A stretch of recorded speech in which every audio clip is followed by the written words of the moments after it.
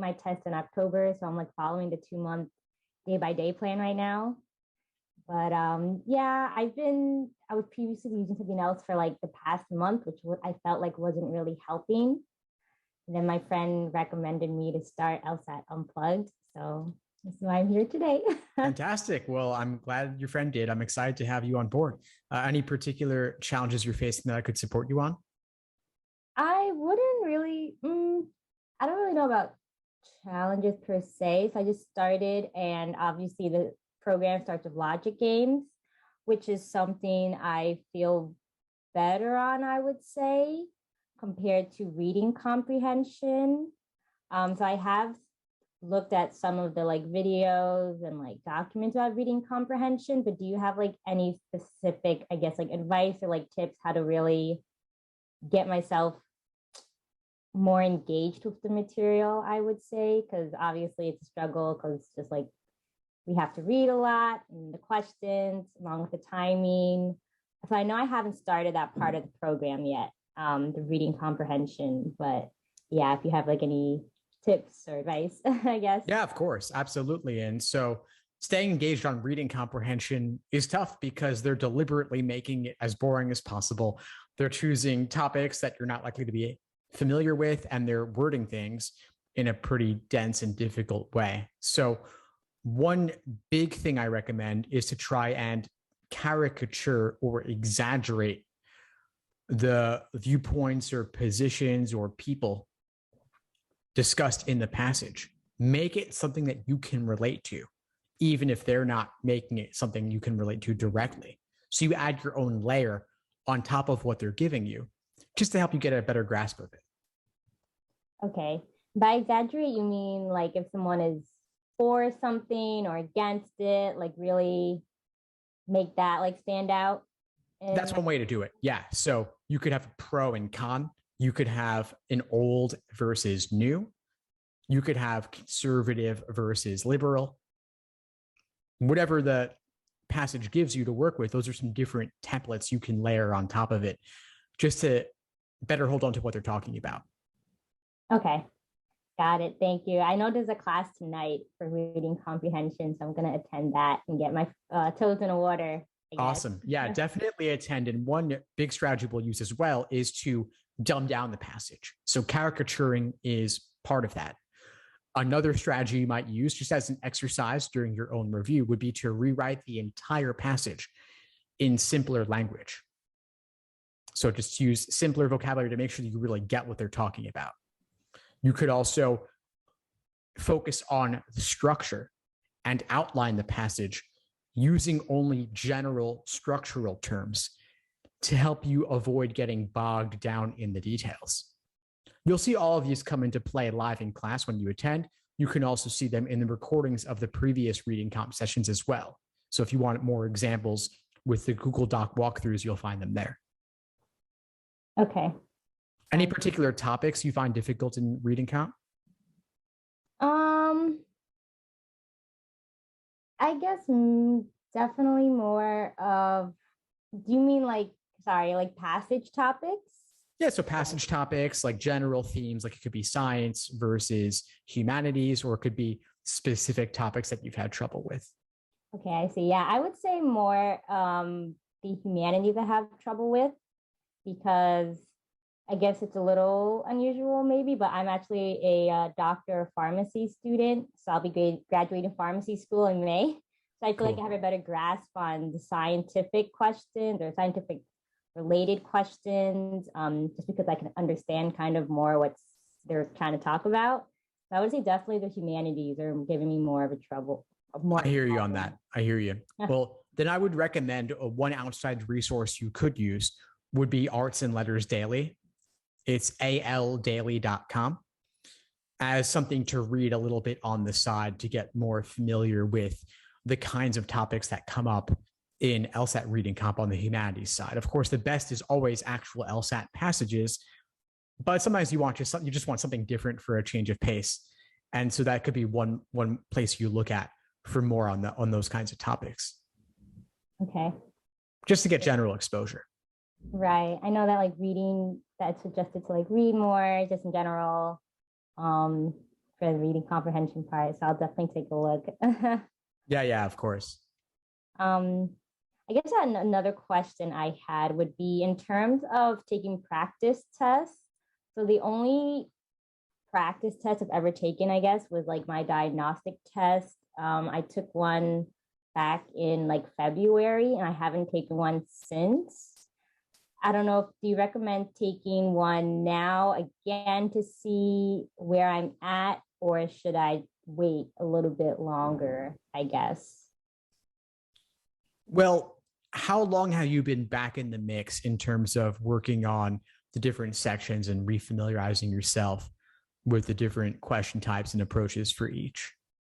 So I technically finished the books I was previously using on all the sections, but I obviously felt like that wasn't enough, just like reading and not having like a day by day structure, because I would do a lot one day and like one page the next day. So I don't really know if I was comprehending everything to the extent that I could be or should be, I guess. But I do know of like different question types basically and kind of how to approach them. But I would say not, I don't have like a good or like expert handle on them yet. um, so yeah, I mean, definitely I feel obviously better than my diagnostic test that I took, but not super there yet. I just don't know if I would really see any different or if this it'd be like a waste of time, maybe at this point. I hear you. Well, based on everything you shared with me, it sounds like you have enough familiarity with the different sections to start adding some timed exams into the mix. If you were starting cold, I'd say build a strong foundation in each section first, but you already have familiarity with the exam as a whole. Right. And so recognizing that you may not feel that you're at expert level yet, you could start doing timed exams. And don't take them as any indication of where you will ultimately end up. The idea is not to measure yourself. The idea is to work on the pacing, work on the endurance as test day approaches. You could start with one timed exam a week, plus reviewing it in depth.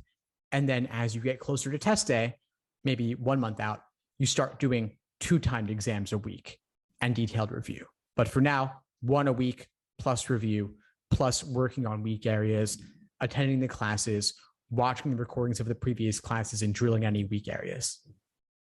Okay, sounds good. I guess it's gonna look a dumb question, but I did purchase the Law Hub, of course, to do the practice problems and everything.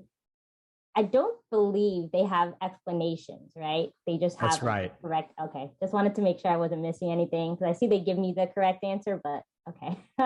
Yeah, they don't give any explanations. And of course, there are many explanations out there, and we have many in the course as well. But I'd actually encourage you to not go straight to explanations, but instead try to work it out yourself first through that Socratic review method process you'll see in the classes. Okay, sounds good. Will do. I guess the last thing would be if you have any other advice within the next 2 months that I should be doing, or anything maybe additional to the day by day programs, and then maybe putting in like one test a week if there's like anything else you recommend. Because I just, of course, I feel like the pressure is like really coming now. And I'm like taking a look at applications and stuff now, but I'm mostly focusing on the test. But yeah, so I don't know if you have any advice or any tips, because I'm kind of just going into this based on, and then I ask like friends, because some friends I have are in law school, so I'm asking them about like their experiences and everything, but I don't know if you have any tips or advice. No, of course. Yeah, and I understand friends in law school want to help you. And of course, they've all tried a million different things. A lot of their advice will conflict with other people's advice. And so take it all with a grain of salt and try to focus on one thing at a time. So you've joined the course, you have the 2-month plan, you have the live classes, you have the recordings of the previous ones. You've got enough on your plate. One time to exam a week, plus review, plus drilling weak areas, attending the classes and such. You've got enough to work on for now. All my general advice is in the course, but one thing I'll suggest for you in particular is, again, since you mentioned reading comp as an area you want to focus on, go through the recordings of the previous reading comp classes. Do the passage, then watch the class recording and follow along and see what insights you can gain from how we break down the structure of the passage, how we break down analyzing the tempting wrong answers and the oftentimes unappealing correct answers. Look for those little nuances and follow along. Then when you go to class, engage, participate, ask your questions. You can also submit requests for future passages to be covered in an upcoming class. So take full advantage. You got a lot here. Okay. And I guess in terms of that, so doing reading comprehension or logical reasoning while I'm currently in the logic games part of the program. So that would be like, not okay. Would that be, I guess, a good idea to like also be reading up on the reading comprehend and logical reasoning while I'm quote unquote like focusing on the logic games, because the day-to-day plan for at least a week is logic games. Exactly. Yeah. So you can focus on logic games while simultaneously doing some work on reading comprehension on the side. Additionally, if you feel really good on logic games, but reading comp is the area that needs focus, you can change it up.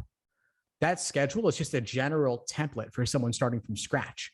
That may not be what you personally need, given what you want to focus on, given what you've identified as a particular weak area you want to look at more. Okay. So feel free to change it up and mix it around a bit. Do you feel pretty good on logic games? I would say the only like the hardest questions for me that I get maybe like half of them right on are the grouping from questions, grouping games, and yeah. But the ordering, I feel pretty good on at the moment. Okay, so there you go. So work on grouping games in particular. Don't give ordering games that much attention, and note that you will still encounter ordering games in any game type in the context of timed sections and timed exams. So you may not need to go over the basics of ordering foundational material that much. You could maybe skip that and devote that time to reading comp instead, or devote that time to grouping games instead. Definitely feel free to customize and modify the plan. Okay. Sounds good. That was only like iffy part. I don't know if I should or not, but makes sense. Okay. Yeah, of course. Thank you for the advice. My pleasure, Nicole. Anything else for today? No, I think that's it. Thank you. Yeah, my pleasure. Keep in touch. Reach out if you need anything at all. I'm happy to help. Okay, will do. Have a good one. Have a good day. Thanks for tuning into the show. Please subscribe if you haven't done so already to be notified of new episodes as I release them. And feel free to reach out if you need anything at all as you move forward with your prep. I'm happy to help however I can. In the meantime, I wish you all the best and take care.